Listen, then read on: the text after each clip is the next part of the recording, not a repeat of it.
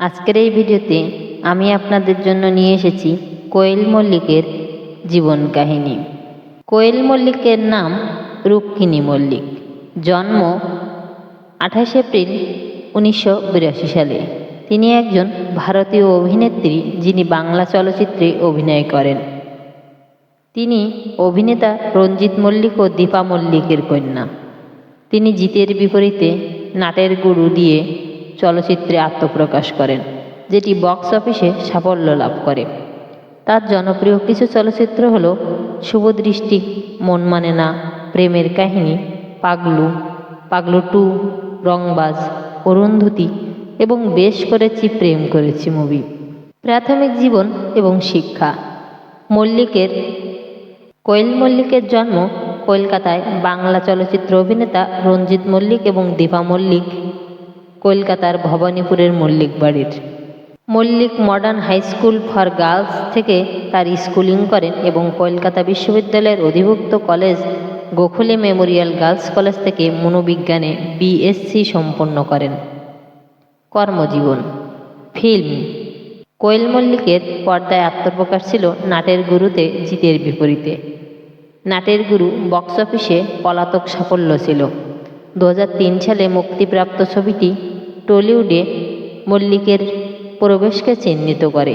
তিনি নাটের গুরুর জন্য চতুর্থ টেলিসিনে অ্যাওয়ার্ডস ও লিডিং রোল ফিমেলে সেরা অভিনেতার জন্য তার প্রথম পুরস্কার জিতেছেন। ছবিতে মল্লিক জিতের বিপরীতে মনিকা নামে 23 বছর বয়সী একটি মেয়ের ভূমিকায় অভিনয় করেছেন। নাটের গুরু মুক্তির পর থেকেই এই জুটি প্রায়ই একসঙ্গে কাজ করেছে। 11টি ছবিতে উপস্থিত হয়েছে। 2004 সালে তিনি দেবীপক্ষ, শুধু তুমি, বাদশা দ্য কিং এবং বাঁধনে অভিনয় করেছিলেন। প্রথমে দুটি বক্স অফিসে বন্ধন বাংলায় একটি বিশাল সাফল্য ছিল এবং বক্স অফিসে ব্লকবাস্টার ছিল। এটি 2004 সালের সর্বোচ্চ আয় করা বাংলা চলচ্চিত্র ছিল। 2005 সালে মল্লিক শুভদৃষ্টি, মানিক, যুদ্ধ এবং চোরে চোরে মাস্তুতো ভাইয়ে হাজির হন। 2005 সালে কোয়েল মল্লিক প্রথমবারের মতো ওড়িয়া চলচ্চিত্র শিল্পে প্রবেশ করেন। কোয়েল মল্লিক তার প্রথম ওড়িয়া চলচ্চিত্র প্রেমী নাম্বার 1-এ অনুভব মহান্তির বিপরীতে অভিনয় করেছিলেন। তিনি মিঠুন চক্রবর্তী এবং দেবশ্রী রায়ের বিপরীতে যুদ্ধতে অভিনয় করেছিলেন। চলচ্চিত্রটি তার প্রথম সপ্তাহে 12 মিলিয়ন প্রাথমিক সংগ্রহ রেকর্ড করেছে। 2006 সালে তিনি MLA ফাটাকেস্টতেও আরও গুরুতর ভূমিকা নেন, যেখানে তিনি একজন সাংবাদিকের ভূমিকায় অভিনয় করেছিলেন। তিনি 2008 সালের লাভ সিনেমাতেও অভিনয় করেছিলেন। লাভ স্টোরির বাংলা রিমেক। টেলিভিশন।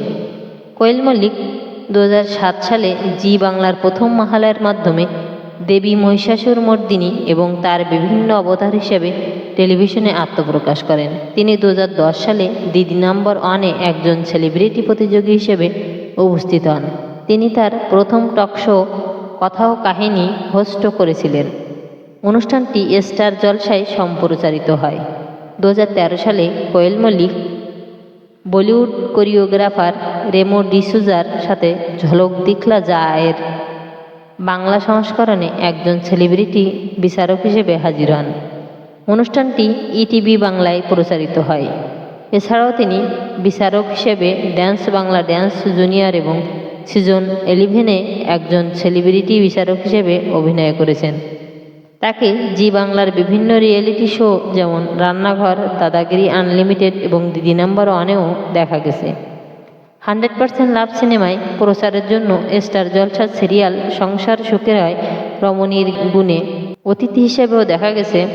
100% লাভ সিনেমায় প্রচারের জন্য স্টার জলসার সিরিয়াল সংসার সুখের হয় রমণীর গুণে এই গানেও অতিথি হিসেবে দেখা গেছে কোয়েল মল্লিক এবং জিতকে।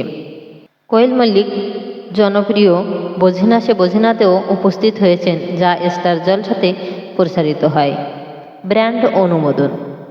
কোয়েল মল্লিক বিভিন্ন মাল্টিন্যাশনাল ব্র্যান্ডকে অনুমোদন করেছেন এবং TVS motor company, fair and lovely, Panasonic এবং ভ্যাসলিনের জন্য টেলিভিশন বিজ্ঞাপন করেছেন। ব্যক্তিগত জীবন। কোয়েল মল্লিক 1 ফেব্রুয়ারি 2013 সালে নিসপাল সিং রানেকে বিয়ে করেন। এর আগে তারা 7 বছর ধরে সম্পর্কের মধ্যে ছিল, কিন্তু তারা দুজনই টলিউডের গ্ল্যামার জগৎ থেকে তাদের সম্পর্ক দূরে রাখার সিদ্ধান্ত নিয়েছিল। 1 ফেব্রুয়ারি 2020-এ তিনি ইনস্টাগ্রামে ঘোষণা করেছিলেন যে তিনি তার প্রথম সন্তানের প্রত্যাশা করছেন। 5 মে 2020-এ মল্লিক একটি ছেলের জন্ম দেন।